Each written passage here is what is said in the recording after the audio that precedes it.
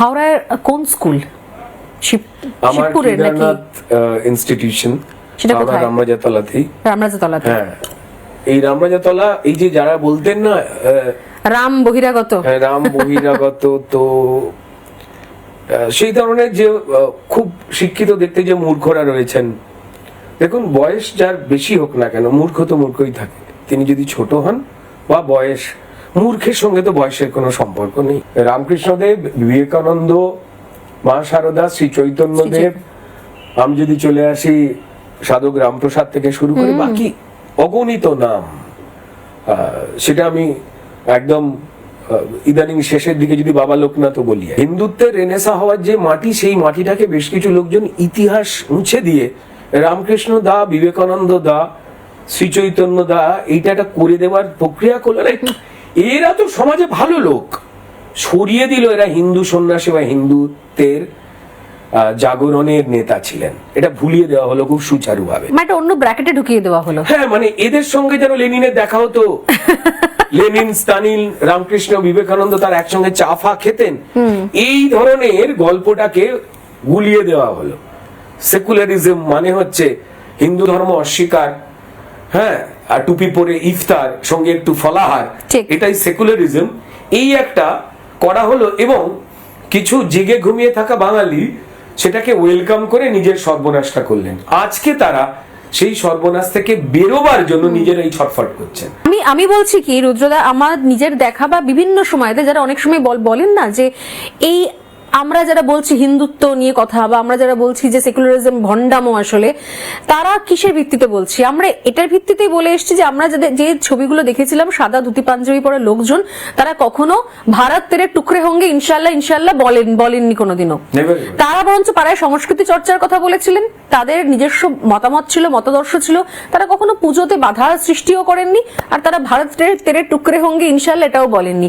এখন যেটা হয়েছে, এই যে উগ্রবাদ, একটা কট্টর একটা আরবান নকশাল, আর তার সঙ্গে সিপিএম, সব মিলেমিশে একটা অদ্ভুত বাম তৈরি হয়েছে। এই বাম যেন একটা অন্য গ্রহ থেকে এসেছে। যারা ওই সত্যিকারেরই যে মানে ঠান্ডা ঘরে বসে আর কি, হ্যাঁ, প্রচুর দামি কটনের জামা পরে বা লিনেনের জামা পরে, তারা প্রচুর গরিবের দুঃখ নিয়ে আলোচনা করেন, কিন্তু ওই গরিবের জীবনটা যাপন করেন না, বা একবারও ওই গরিবিয়ানা থেকে তাদেরকে বার করতে গেলে কোন কোন পদ্ধতিতে 34 বছর মানুষ ঠকিয়েছে, কিন্তু তাদের আমরা গরিব থেকে সাধারণ জীবনে ফেরত পাঠাইনি, সেটা আলোচনা করেন না। আমি একটা সোজা যদি উদাহরণ দিই, যে 34 বছর কেন, এটা পরে আস্তে আস্তে তো বুঝতে পেরেছি। আমাদের মানসিকতা পাল্টেছে, আমরা কোন মতে থাকবো সেটা পাল্টেছে, সমগ্র পশ্চিমবঙ্গের মানুষ সেটা পাল্টাতে পাল্টাতে গেছে বলেই পট পরিবর্তনগুলো এক একটা করে ঘটেছে। ঠিক আছে, কারণ তারা দেখেছেন যে দলগুলো তাদের চরিত্র পাল্টেছে, তাই ভোটাররা দুঃখ পেয়ে বাধ্য হয়ে ঠকে তারা তাদের চিহ্ন পাল্টেছেন, ঝান্ডা পাল্টেছেন। আমি হাওড়ার রামরাজাতলায় বড় হওয়া ছেলে, মায়ের কোলে করে রাম ঠাকুরের মূর্তি, সেখানে আগে হনুমানজিকে পদ্ম ফুলের পুজোটা দিতে যেতে হতো, তারপর পরিষ্কার ভগবান শ্রী রামচন্দ্রের দর্শন, 20 ফুটের ওপরে উঁচু মূর্তি, রাম বিজয় যেটা হতো সেটা মা দুর্গার বিসর্জনকেও ছাপিয়ে যেতে হচ্ছে হাওড়ায়। আচ্ছা, এত বড়? এত বড় এখনো হয়? এখনো রামনবমীতে ভয়ঙ্কর বাবা। তো এরপর যে আহম্মকরা বলেন যে মাটির অধিকাংশ জায়গার নাম রাম দিয়ে শুরু, সেটা তুমি রামচন্দ্রপুর বলো, তুমি শ্রীরামপুর বলো, তুমি রামনগর বলো, যে কোনো জায়গার নাম তুমি বলো, তুমি ওটা পাবে। নাম্বার 2, আমি বাজি রেখে বলতে পারি যে এখনো পর্যন্ত আমার মা দিদিরা লজ্জা পেলে এই রামটা বলে ফেলেন, জিভটা কেটে। যারা সিনিয়ররা রয়েছেন তারা গাঁট বনবার সময় রাম 2, 3, 4 বলেন, ঠিক আছে। ভয় পেলে রাম রাম থেকে শুরু করে, অধিকাংশ লোকের নাম তো রাম দিয়ে। একদমই তাই।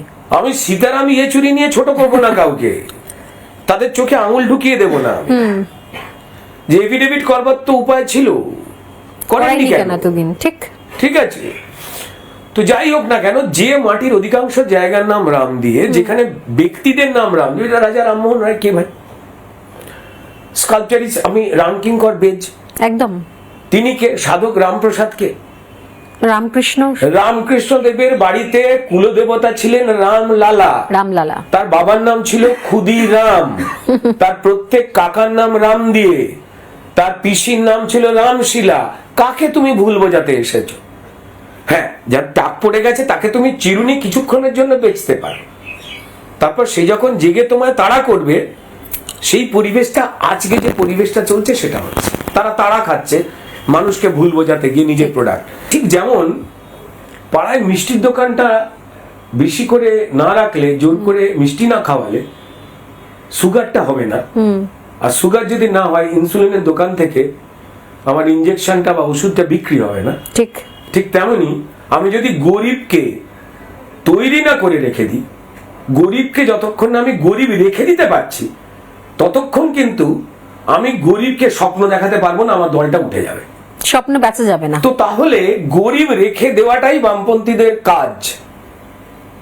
গরিব রেখে দেওয়াটা, যখন ক্ষমতায় ছিল তখনও লড়াই করে বলতো বেকার যুবকদের চাকরি চাই, যখন ক্ষমতায় নেই তখন বলে বেকার যুবকদের চাকরি চাই। তাহলে তখন কি করলি ভাই? খুব সিম্পল।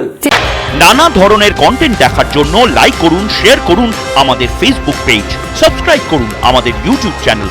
পাশাপাশি অন্যান্য ব্রেকিং নিউজের জন্য অবশ্যই চোখ রাখুন রিপাবলিক বাংলায়।